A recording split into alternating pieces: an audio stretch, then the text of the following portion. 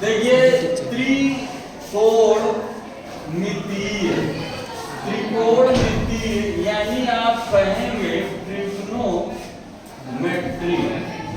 देखिए त्रि का मतलब आप कहेंगे तीन, और कोण यानी आप जानते ही हैं एंगल, और मितीय मतलब होता है गणना। यानी जहां पर हम तीन कोणों की गणना करेंगे वहीं पर त्रिकोणमिति प्रारंभ हो जाएगा। ठीक है भैया, देखिए तीन कोणों की गणना की जाएगी।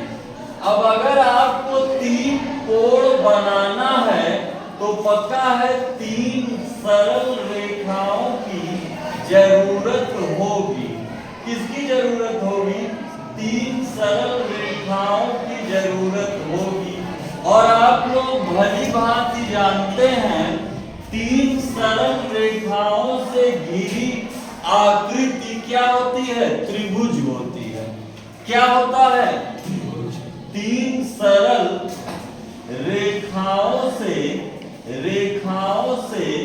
घिरी आकृति क्या होती है? त्रिभुज होती है। अगर आप लोग सोचेंगे तो त्रिभुज को उनके भुजाओं के आधार पर और उनके कोणों के आधार पर वर्गीकृत किया जाता है। भुजाओं के आधार पर जिसकी सभी भुजाएं बराबर हो समबाहु, जिसकी दो भुजाएं बराबर हो समद्विबाहु, जिसकी कोई भी भुजा इक्वल ना हो विषमबाहु। समझ रहे हैं? तो इसी तरह त्रिकोणमिति में जो सबसे पहला त्रिभुज आया वो आया है समकोण त्रिभुज। समकोण त्रिभुज कैसे होता है? ये A है, ये B है और ये C। इसका एक कोण कितना होगा? 90 डिग्री। जो क्षैतिज है ये आधार होगा, जो ऊर्ध्वाधर है ये लंब होगा, और जो सबसे बड़ी भुजा है वो कर्ण होगा। आइए देखा जाए, अगर किसी समकोण त्रिभुज की दो भुजा ज्ञात हो और तीसरी भुजा ज्ञात करना हो तो हम पाइथागोरस प्रमेय का उपयोग करते हैं।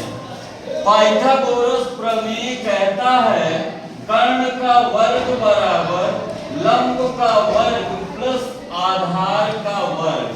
इस फॉर्मूले से अगर दो भुजाएं पता हैं और तीसरी भुजा पता करना हो तो लगा सकते हैं। इसके बाद त्रिभुज में 6 त्रिकोणमितीय अनुपात आएंगे। साइन, कॉस, टैन, कॉट, सेक और कॉसेक। इन तीनों के लिए आप कहेंगे लाल बटे कक्का, और इन तीनों के लिए कहेंगे अक्का बटे लाल। ठीक है, ये क्या है समझिए। साइन थीटा पहला वाला लंब बटे कर्ण, यानी साइन थीटा के लिए क्या कहेंगे? लंब बटे कर्ण।